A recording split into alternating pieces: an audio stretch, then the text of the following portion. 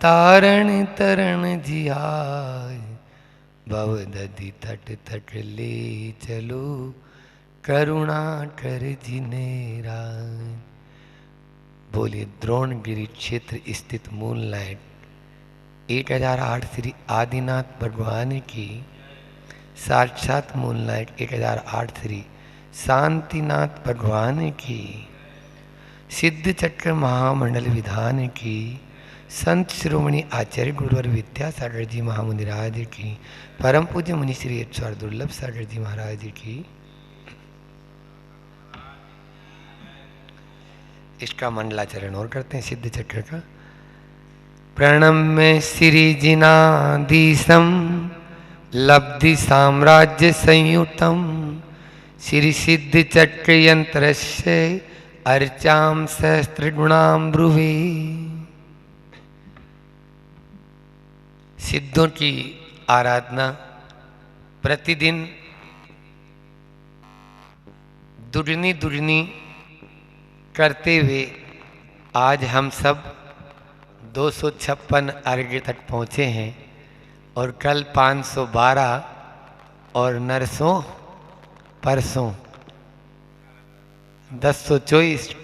हाँ, 2 दिन का मेला, बाकी तो सब फिर वापस वही अपना। तो यह सिद्धों की आराधना में यहाँ पर मंडलाचरण जो था उसका अर्थ मैंने बताया था। सिद्ध प्रभु कैसे होते हैं और सिद्धों के द्वारा हमें क्या प्रेरणा मिलती है, ये आप लोगों के सामने रखा। फिर कल यजमान का लक्षण, यजमान जो होता है, जो पूजा करने वाला होता है, वह यजमान कहलाता है। जो भी अनुष्ठान और भी यजमान जैसे घर गृहस्थी में भी होते हैं कि आज हमारे यहाँ कोई भी जिसने आमंत्रण दिया है वो यजमान के यहाँ हम गए, चाहे वो दूसरे लोगों को लेके आते हैं, उन लोगों को लाकर भोजन पानी कराना है न, इसी के साथ में आहार आदि देते हैं। उस समय भी उसको क्या वो आहार देता है उस समय, तो उसके विचार कैसे होने चाहिए, उसका व्यवहार कैसा होना चाहिए, ये यहाँ पर एक कारिका में बताया। बहुत अच्छा। विनीतो, वह विनयशील हो, कल बताया था आपको परसों। बुद्धिमान, विवेकशील हो, आज फिर से आएगा भी बुद्धिमान का लक्षण। तो प्रीतो, प्रीति करने वाला हो, प्रेम करने वाला हो, बात बात में उखड़ने वाला नहीं हो। थोड़ी सी जवाब दे दो या कुछ पूछो तो बिल्कुल ऐसे जवाब देते हैं कि बस टके से रह जाते हैं। वो नहीं होना चाहिए, है ना। प्रीतिवान होना चाहिए, सबके प्रति दया का भाव जिसके मन में रहता है वही प्रीतिवान हो सकता है। कल आए नहीं थे भैया तो बता दिया।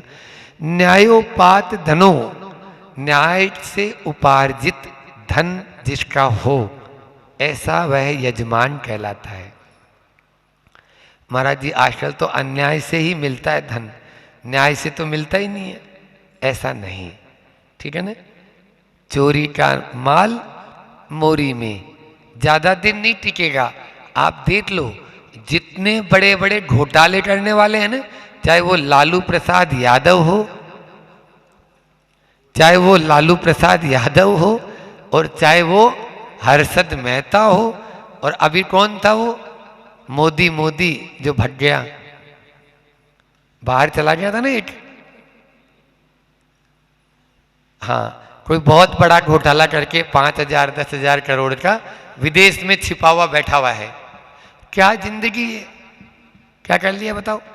10,000 करोड़ का घोटाला हो भी गया है, उसको तो रोटी तो वही 2 मिल रही है ना, सुबह शाम उतना ही ले रहा है वो, लेकिन कुछ नहीं। इसलिए न्याय से उपात धन। चिंताएं आपको बताएं, आचार्य श्री जी के मुझ से हमने सुना कई बार, भारत गरीब नहीं है, भारत न गरीब था, न है और न रहेगा। बस भारत की संपदा भारत में रहे। क्या बोला? भारत की संपदा भारत में रहे।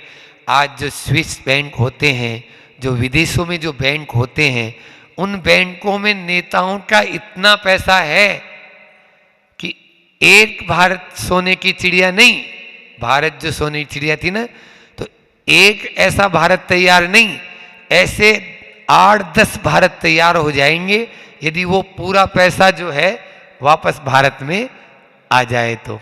अब बताओ, और वहां पर एक नियम और है, वो पैसा उसी को मिलेगा जिसने रखाया है। वो मर गया तो पैसा भी गया, पता ही नहीं है लोगों को हमने कौन से बैंक में रखा है। ऐसी तो हालत हो गई है। आप देखते हो कि गद्दों में और तकियाओं में और इनमें पलंग के नीचे करोड़ों रुपए निकल रहे हैं। बोलो निकल रहे हैं नहीं निकल रहे? और एक तरफ यहाँ की जनता देखो, यदि उस जनता को मिल जाए तो, आज मान लीजिए अपन द्रोणगिरी में बैठे हैं, यहीं आसपास में यदि 10-15-20 करोड़ खर्च कर दिया, हाँ, तो पूरे चारों तरफ रोजगार ही रोजगार हो जाएगा, सबको अपना धंधा मिल जाएगा, सब अपने पाँव पे खड़े हो जाएंगे, सबके लिए भोजन पानी आदि की सबकी व्यवस्था हो जाएगी, कोई भी भूखा नहीं रहेगा, कोई भी गरीब नहीं रहेगा।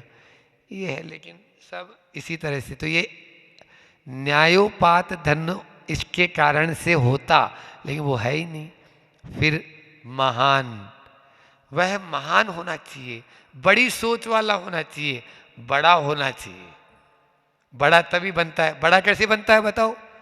ये बनाती है बहनें। क्यों?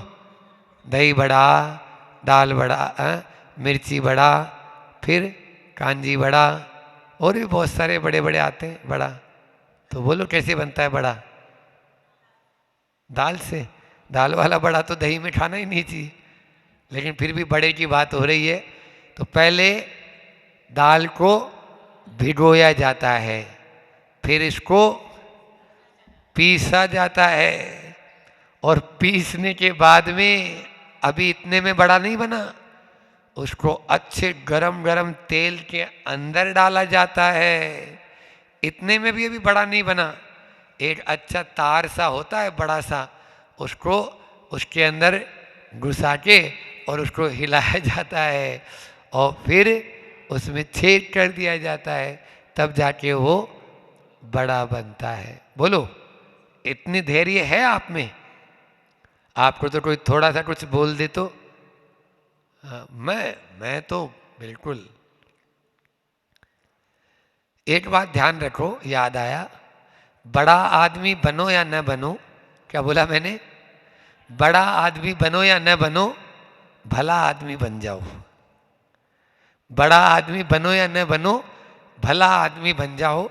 यदि आप भले आदमी बन गए तो बड़े आदमी बनने से आपको कोई नहीं रोकेगा। इसलिए भला बनना जरूरी है, बड़ा नहीं। छोटा होंगे, चक्रवर्ती देखो बड़ा के चक्कर में। हाँ, अरे मैंने सबसे पहले दिग्विजय यात्रा की। हाउ गया वहां पे ऋषभांचल पर्वत पे अपना नाम लिखने के लिए, और उस पर्वत पे अपना नाम लिखने के लिए भी जगह उसको नहीं मिली, क्योंकि पहले इतने चक्रवर्ती हो चुके, इतने हो चुके। एक अब क्या करे, नाम तो लिखना है, कोई देख तो नहीं रहा, कोई देख तो नहीं रहा, कोई नहीं देख रहा। एक पत्थर उठाया और जो लास्ट में नाम लिखा था ना उसका मिटा दिया, और वहां पे लिख दिया भरत चक्रवर्ती। बोलो सुन लिया नाम वालो? हाँ, यहाँ पर तो सब सीढ़ियों पे नाम लिखे हैं आपके। जब चढ़ता है आदमी तो भगवा और बड़ा मलहरा सारे गांव नजर आते हैं उसको उस पे। तो ये है, तो ये महान ऐसे ही बना जाता है। महान तब बन पाता है जब हमारी सोच महान होती है, जब हमारा व्यवहार महान होता है, जब हमारी चर्या महान होती है, तभी हम महान बनते हैं। फिर शीलादि गुण संपन्नो, शील आदि जो सप्त गुण कल मैंने बताए थे उनसे संपन्न होता है, वही यजमान कहलाता है। आज अपन आगे लेते हैं याजक का लक्षण। अब याजक कौन, बोलो। याजक का मतलब होता है करवाने वाला। एक तो विधान करने वाला हो गया, बैठे हैं सामने, है ना, शीलचंद जी, तो करवा भी तो कोई रहा है। अभी तो गुरु है, गुरु के सानिध्य में भी कोई दूसरा विधानाचार्य बोलते हो, प्रतिष्ठाचार्य बोलते हो, हैं, और उनको आचार्य भी बोल देते हैं। और भी उनके पंडित जी, हाँ, कौन पंडित जी आए, हाँ, तो वो अब उनके लक्षण कैसे होने चाहिए वो भी इस विधान में आपके यहाँ एक कारिका के माध्यम से लिखे हैं। पहले कारिका पढ़ता हूँ, फिर आपको अर्थ बताएंगे। देश कालादि भावज्ञो निर्मलो बुद्धिमान वरे, सद्वाण्यादि गुणों पे तो याजकोत्र प्रशस्यते। प्रशस्यते, अच्छा, प्रशस्त यानी अच्छा, बढ़िया, है ना, मतलब यानी जिसको कहते सबके मन को भाने वाला याजक। ये क्या, ये गिर नहीं जाए, ये हिल क्यों रहा है, कोई ठीक है, कोई बात नहीं, वो हम नहीं लेंगे तो नहीं हिलेगा। तो प्रशस्यते, है ना, प्रशस्यते का मतलब होता है अच्छा, प्रशस्त। याजक कौन कहलाता है, देश कालादि भावज्ञो, पहला लक्षण होना चाहिए। ये बहुत जरूरी है। आचार्य कुंद कुंद स्वामी प्रवचन सार में कहते हैं, जो व्यक्ति देश काल को जानता नहीं है, देश काल के अनुसार अपने भाव नहीं रखता है, वो ज्यादा दिन टिक नहीं पाएगा, नहीं टिक पाएगा। अगर मुनि महाराज हो गए तो भी यदि देश काल की परिस्थिति को जो नहीं समझेगा, पीछे छोड़ देगा। क्या बोल दिया, बोल रहे हो, हाँ, पीछे छोड़ देगा, पीछे नहीं रख पाएगा। क्यों नहीं रख पाएगा, क्योंकि उसका शरीर ही साथ नहीं दे पाएगा।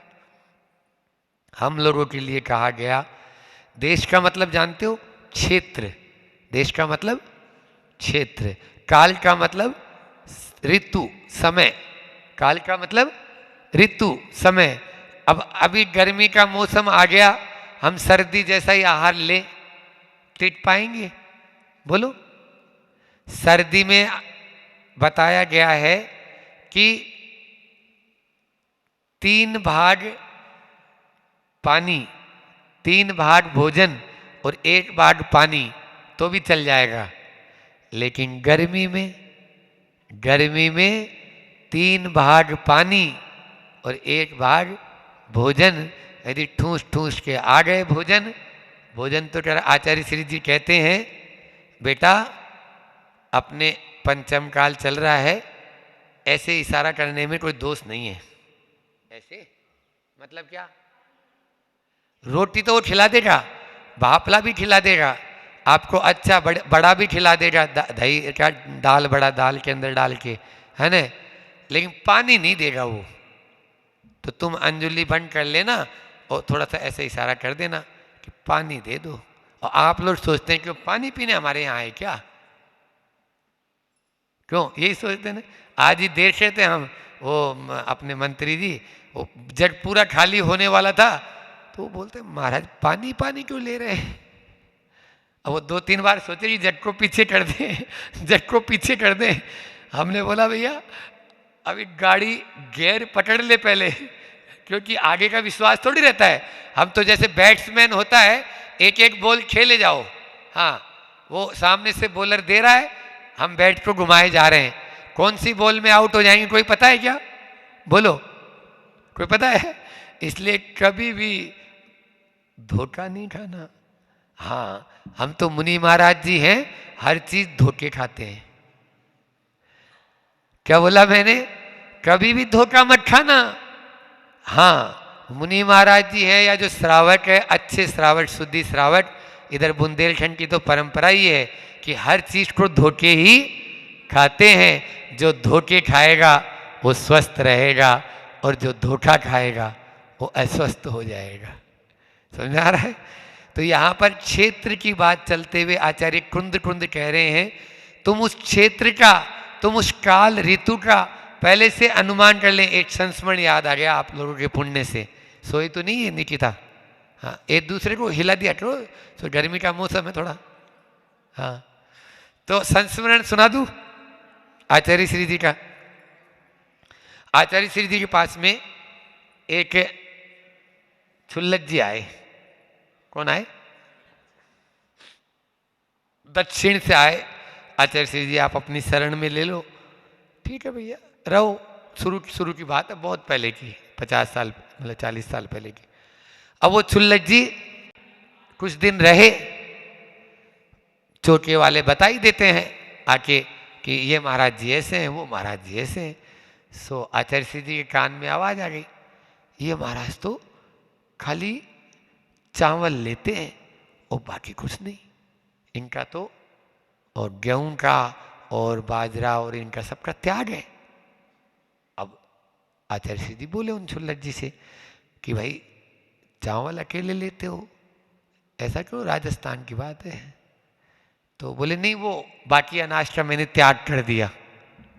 वो क्या हुआ, दक्षिण से आए थे, तो दक्षिण में क्या होता है, वहां चावल ही ज्यादा खाया जाता था। बोले सुनो, आप दक्षिण में रहते थे तो बात अलग थी, उधर की जलवायु समशीतोष्ण है। आप यहाँ राजस्थान में रह रहे हो, यहाँ पे तो गेहूं बाजरा मक्का जो ये खाया जाता है ऋतु अनुसार। यहाँ पर चावल तो लास्ट में देते हैं थोड़ा सा, चावल का मतलब भोजन पूरा हो गया। अगर कोई ने पहले चावल परस दिए पंगत में तो फिर देखो क्या तमाशा होता है। अगर पापड़ और चावल सबसे पहले आ गए, क्यों, हमारी बेइज्जती करने के लिए बुलाया था क्या तुमने? तुम्हारे यहाँ लड्डू पेड़ा नहीं बने क्या? शुरू में तो पूड़ी रोटी भी नहीं, पूड़ी भी नहीं। हम जब छोटे थे पंगत में जाते थे तो पहले केवल मात्र लड्डू, आपके ये जलेबी और ये मीठा जो बनता है ना, ये चलेगा अभी जब तक पेट नहीं भर जाए। उसके बाद में थोड़ा बहुत फिर ले लिया क्या, पूड़ी और सब्जी, और फिर लास्ट में थोड़े से दे दिए चावल और पापड़। ये सिस्टम था और सही भी है। साल 6 महीने में एक बार तो पंगत में आए और तुम पूड़ी और ये पहले से लेके आ गया क्या, इसके लिए आए थे क्या? अभी की तरह थोड़ी है जो रोज रोज ही हलवा पूड़ी बन रही है हर घर में, वो नहीं। तो आया समझ में। तो अब वो महाराज जी आचार्य श्री जी उनसे बोले कि भैया इधर की जलवायु तो ऐसी है। नहीं नहीं आचार्य श्री जी, हम तो चावल ही का ही हमारा नियम है, चावल का ही रखेंगे। हाउ, अब गुरु जी तो हाउ बोलना जानते हैं। दूसरे दिन आहार लेके आए, बोले बांध लो। बोले क्या? बोरा बिस्तर। उनसे बोले बांध लो। बोले क्या? बोले बोरा बिस्तर। बोले क्यों? बोले दक्षिण जाना है, इधर नहीं रहना आपको, आपको दक्षिण का ही भोजन आपका उधर का ही है, तो आप उसी तरफ विहार करें, यहां नहीं रहे। ये है क्षेत्र का प्रभाव। समझ में आया? इसलिए क्षेत्र को जानने वाला पहले होना चाहिए पंडित, तब वो विद्वान कहलाएगा। अरे क्षेत्र का परिचय नहीं है, इस क्षेत्र में यहाँ पर आओगे आपके इस तरफ द्रोणगिरी साइड में, तो इधर क्या बनता है, लचका है, ठडुला और ओरिया। आज ओरिया दिया था ना, ओरिया। अब आप सोचो कि इधर में कोई अपन स्पेशल दूसरे तरह कोई चला लें तो न आपका शरीर चल पाएगा और न आप खुद चल पाएंगे, और न उस दाता भी नहीं दे पाएगा ना। जो जहाँ जैसा बनता है उस क्षेत्र के अनुसार ही आपको ग्रहण करना चाहिए। तभी काल को भी जानने वाला होना चाहिए। ये तो आहार संबंधी बता दिया।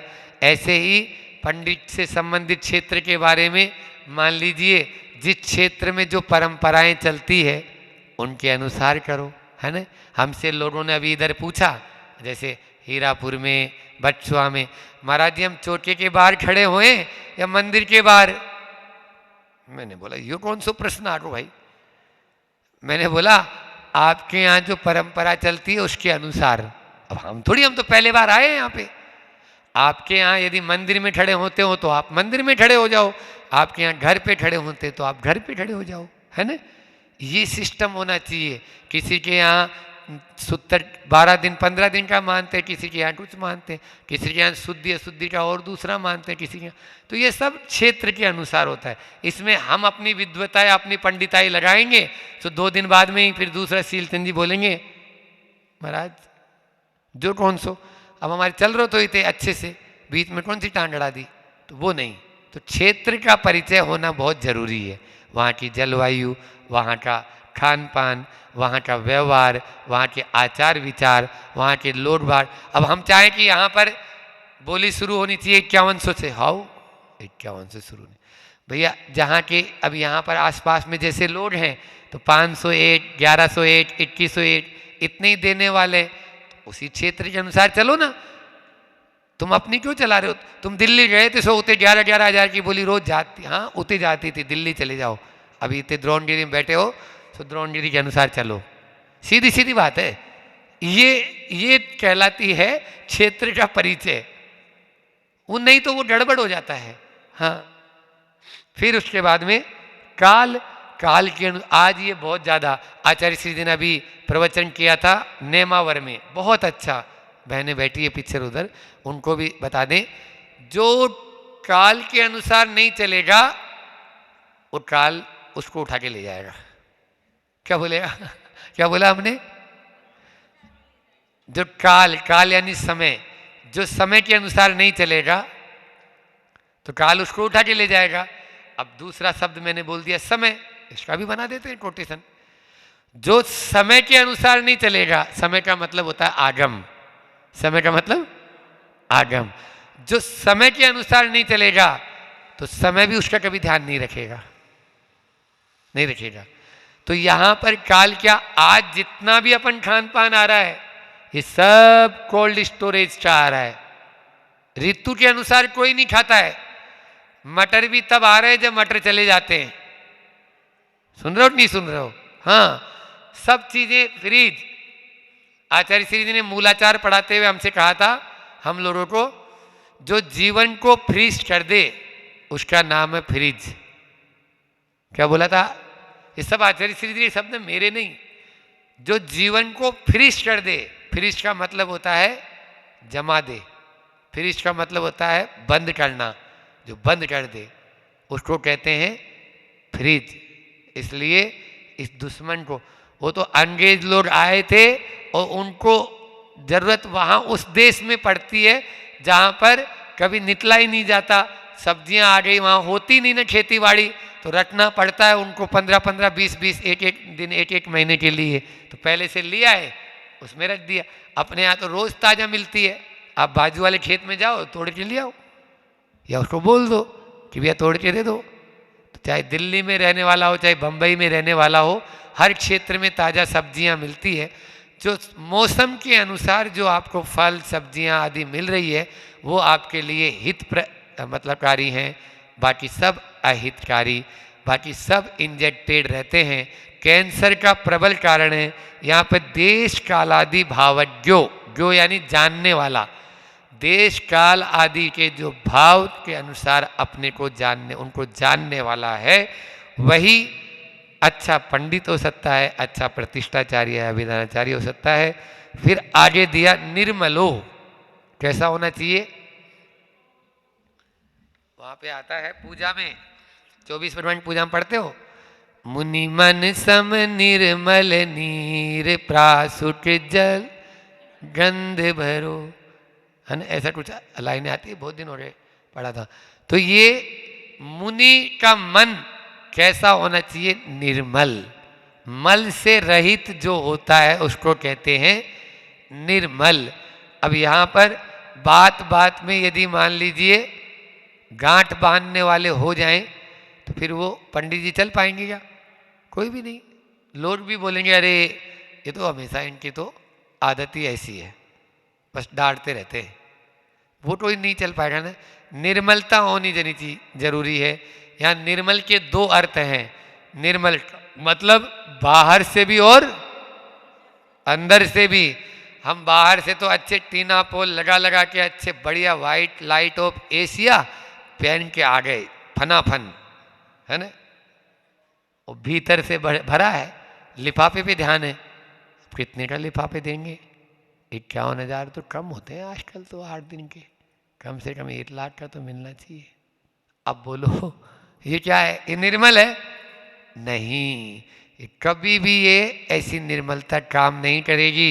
इसलिए बाहर से अच्छा शुद्ध रहना चाहिए, शुद्धि अशुद्धि का विवेक रखने वाले होने चाहिए, घसड़ पसड़ नहीं, और भीतर से भी निर्मल होने चाहिए, परिणामों में निर्मलता होनी चाहिए। फिर बुद्धिमान है, आज फिर आ गया, यजमान भी बुद्धिमान हो और याजक यानी पंडित जी या जो प्रतिष्ठाचारी जी हैं वे भी बुद्धिमान हो।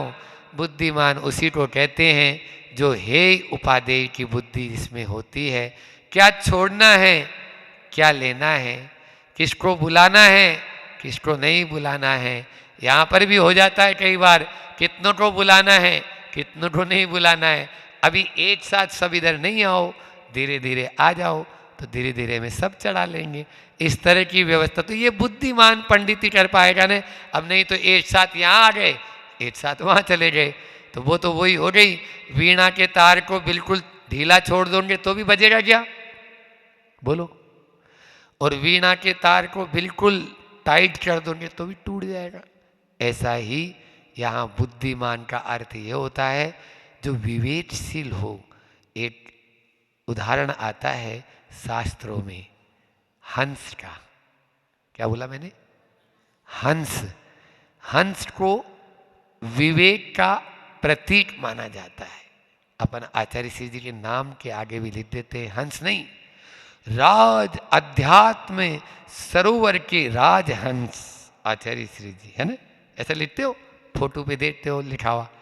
अध्यात्म सरोवर मतलब आत्मा का जो सरोवर है उसके वो राजहंस हैं, ठीक है ना? तो अध्यात्म सरोवर के राजहंस आचार्य श्री जी। हंस को विवेक क्यों कहा गया, विवेक का प्रतीक क्यों कहा? बोलो निकिता, निक्की बताएगी। आइए, दो नाम और याद हुए थे, भूल गया, आरती और अर्चना। बोलो। हंस को विवेक का प्रतीक क्यों कहा? उसको इसलिए प्रतीक कहा, वो नीर क्षीर की दृष्टि रखने वाला है। हाँ, अच्छा आप ये बताओ, आप लोग दूध पीते हो दादाजी? दूध पीते हो या पानी? पानी पीते हो? दूध पीते? दूध कोई पीता है कि यहाँ बैठे हुए हैं जो? बोलो दूध कौन पीता है? हाथ ऊंचा करो पहले तो।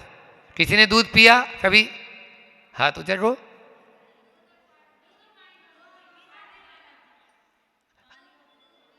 हाँ, अब तो हमारे प्रश्न में उत्तर हो गया।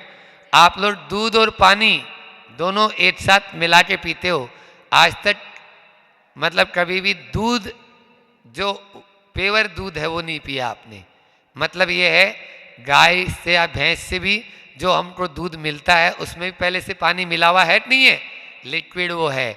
उसमें से वो उसके पास ऐसा रसायन है चोंच में, हंस के पास में, कि वो जैसे ही हंस जो है उसमें चोंच डालता है तो वो उसमें से दूध को ग्रहण कर लेता है और बाकी पानी पानी आपका पूरा उसी में बचा रह जाएगा। समझ आ रहा है? इस प्रकार की उसके पास दृष्टि है। ये दृष्टि आपके पास में है? कोई बात नहीं, दूध के साथ पानी पी लो, हमारा मना नहीं है। लेकिन संसार में जो गंदे कार्य हैं, जो चीज़ हमारे छूने लायक नहीं है, जो चीज़ हमारे खाने लायक नहीं है, जो चीज़ हमारे पहनने लायक नहीं है, उनको छोड़ दो, और जो अच्छी अच्छी है उनको ले लो। यही तो बोल रहा है वो हंस, ठीक है? तो ये बुद्धिमान। फिर वरह है। वरह का मतलब होता है श्रेष्ठ। वर का मतलब, बोले महाराज जी हमने तो वर का मतलब तो दूल्हा सुना था, दूल्हा दुल्हन, वर वधु। वर वधु नहीं होता, वर और वधु। तो वधु का मतलब तो वो जो दुल्हन होती है उसको वधु बोलते हैं, और वर का मतलब दूल्हा। तो फिर आप क्या आपने पढ़ा नहीं क्या महाराज जी? पढ़ा है हमने भी। वर के कई अष्ट है, लेकिन यहाँ पे वर का मतलब है श्रेष्ठ। क्या है? श्रेष्ठ। श्रेष्ठ का मतलब होता है जो मतलब श्रेष्ठता जिसमें विद्यमान हो ऐसा व्यक्ति विशेष वो पंडित बनेगा, है ना। ऐसा नहीं कि उसमें कुछ भी श्रेष्ठता नहीं है। गुणों में जो ज्येष्ठ और श्रेष्ठ होते हैं वही तो वर कहलाता है। आज समय सागर जी महाराज जी की जो ये दीक्षा भूमि है द्रोणगिरी, उन समय सागर जी महाराज में कितने गुण हैं, इसलिए बोलते हैं वो ज्येष्ठ भी हैं, यानी वर भी हैं और श्रेष्ठ भी हैं। समझ में आया। तो वर का मतलब श्रेष्ठ, जिसके पास गुण ज्यादा हो, ठीक है ना, और अवगुण कम। अवगुण जिसके पास में बिल्कुल नहीं होंगे वो वर कहलाएगा। इसलिए वर बनना है, श्रेष्ठ बनना है, तो हमें गुणों की ओर दृष्टि रखना है, अवगुणों की ओर नहीं। ध्यान रखना, एक बंद घड़ी भी 2 बार सही समय बताती है। क्या बोला? बंद घड़ी भी 2 बार सही समय बताती कि नहीं बताती? बताओ, बताएगी। मान ली 6 बजे बंद हो गई तो सुबह के 6 बजे देखोगे तो सही टाइम तो है, और शाम के 6 बजे देख लो तभी सही टाइम है, सही टाइम बता रही वो तो। आपकी दृष्टि गलत है, आप क्यों देख रहे हो दूसरे समय में? उस समय देखो जब वो चल रही है, नहीं चल रही है, या उतना टाइम हुआ है। ऐसे तो ये वर कहलाता है। आचार्य श्री जी में कूट कूट के गुण भरा हुआ है। फिर उसके बाद में सद वाणी आदि गुणों पेता, पेता यानी भरा हुआ, सद, सद यानी अच्छी, अच्छी वाणी से जो भरा हुआ हो। अच्छी, आप लोग भजन गाते हो ना, मीठी रस से भरी रे गुरु वाणी लागे, जिन वाणी लागे मन प्यारो प्यारो, आचार्य श्री जी की वाणी लागे, ठीक है ना। तो ये तो उस उनकी अच्छी वाणी वाले होने चाहिए। वाणी आदि, आदि से मतलब और भी ले लेना, मन भी उनका अच्छा होना चाहिए, वचन भी अच्छे होने चाहिए और काय भी अच्छी होनी चाहिए। तो यहाँ वाण्यादि लिखा, तो वाण्यादि का मतलब भी वाणी आदि, ठीक है ना। बोल ऐसा बोलो कि कोई न कहे चुप, और बैठक ऐसी बैठो कोई न बोले उठ। सही बोला ना हमने? बोल ऐसी बोलो कोई न कहे चुप। और आज तो ऐसा ट्रांजिस्टर है, एफएम रेडियो की तरह चलता ही रहता है सुबह से शाम तक, और चुप क्या करे। तो इसलिए उसका फर्क भी नहीं पड़ता। कम बोलता है ना उसका ज़्यादा प्रभाव पड़ता है, जो ज़्यादा बोलता है मेरी तरह उसका प्रभाव नहीं पड़ता है। हम ज़्यादा बोलते हैं ना, अरे बोलते ही रहते हैं। इसलिए अरे अपने हमारे अवगुण तो हम भी तो, हमें मालूम है ना कौन कौन से अवगुण हैं, आपको थोड़ी मालूम है। तो इसलिए अपने अवगुणों पे दृष्टि हम रखेंगे तभी तो छोड़ पाएंगे उनको। तो यहाँ पर सत यानी अच्छी वाणी, महाराज जी ने उस समय आपको 4 पॉइंट दिए थे, याद हैं? हाँ बोलो। हाँ हाँ, बहुत बढ़िया। धीरे बोलो, मीठा बोलो, कम बोलो और जरूरत पड़ने पर बोलो। ये हमारे वहाँ जब पहले ब्रह्मचर्य अवस्था में रहते थे तो एक स्टिकर ही बना रखा था कि कम बोलो, मीठा बोलो, धीरे बोलो, ऐसे 3 शब्द थे उसमें। फिर ये चौथा जरूरत पड़ने पर और बोलो। तो ये भी एक और आता है, देखो बात का, देखो कैसे अच्छी वाणी किसे कहते हैं। याद आई, एक कहानी याद आ गई, बोल दे। टाइम तो नहीं हो रहा है, वो घड़ी भी दिखना बंद हो, टाइम तो हो रहा है, समय तो, हाँ ठीक है। बस ये लेके अंतिम, क्योंकि इसके बाद है नहीं, तो अंतिम ये कहानी सुना के विराम करते हैं, समय पूरा हो गया। कि बात ही हाथी पाइए और बात ही हाथी पाऊं। क्या बोला? बात ही हाथी पाइए और बात ही हाथी पाऊं। तो क्या है महाराज जी इसका अर्थ? अर्थ ये हुआ, एक राजा था या कोई भी राजा है, तो राजा के सामने हम अच्छी बात करेंगे, बढ़िया बात करेंगे, ढंग से बात करेंगे, उसको उनको संतुष्ट कर देंगे। चलो इसको एक हाथी इनाम में दे दो, तुरंत बोलेगा। और मान लीजिए राजा के अच्छी बात नहीं बोलेंगे, गुस्सा क्रोध करेंगे, तेज बोलेंगे, है ना, उल्टा सीधा बोलेंगे, और राजा यदि क्रुद्ध हो गया तो क्या बोलेगा, चलो इसको हाथी के पैर के नीचे डाल दो। तो बाती हाथी पाइए और बाती हाथी पांव। पांव का मतलब पैर, हाथी का पैर, तो हाथी के पैर के नीचे कुचला देंगे उसको। जैसे कौन को कुचलाया था बताओ, मालूम है आप लोगों को? मेंढक तो कुचल ही गया, उसको कुचलाया नहीं। हाँ, पंडित टोडरमल जी। पंडित टोडरमल जी जो हुए हैं बहुत अच्छे विद्वान हुए थे, मोक्ष मार्ग प्रकाशक जिन्होंने लिखा, उनका हाथी के नीचे उनको कुचलाया गया था क्योंकि राजा उनसे बहुत ज़्यादा क्रुद्ध हो गया था। लेकिन वो धर्म के बाद में उन्होंने ऐसा नहीं किया था कोई काम, लेकिन धर्म का वो रक्षा चाह रहे थे। जैन धर्म के बारे में वो उन्होंने कहा कोई बात, तो राजा जो है जैन धर्म का विद्वेषी था। तो इसी प्रकार से पहले मुनियों को, पंडितों को बहुत हानि कर दी जाती थी। इतना ही रखते हैं, सद वाण्यादि गुणों पे था, उनसे भी वह गुणों से भरपूर होना चाहिए। याजक है अत्र प्रशस्ते, यहाँ पर उसी पंडित की प्रतिष्ठा प्रशंसा की गई है जो इन गुणों से विभूषित हो। कल गुरु के लक्षण भी बताएंगे कि फिर गुरु कैसे होनी चाहिए, क्योंकि यहाँ तीनों हैं। यजमान हो ही गए, नहीं देवशास्त्र गुरु तो है ही, यजमान हो ही गए, कराने वाला भी है और जो कर रहा है वो भी है, और जिनके सानिध्य में हो रहा है वो भी हैं। उनके भी लक्षण आज नहीं, इंतजार करो, अगली कारिका में बताएंगे। बोलिए अहिंसा परमो धर्म की। जिनवाणी स्तुति करते हैं। मिथ्यातम नाश वे को ज्ञान के प्रकाश वे को आपा पर भास वे को भानु सी बखानी है।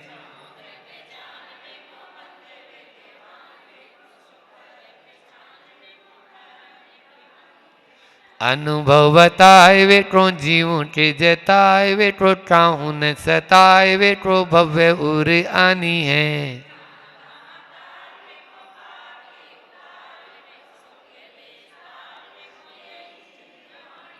जावाणी के ज्ञान ते सूझे लोटा लोट, सो वाणी मस्तक नमो सदा देत हूँ डोट।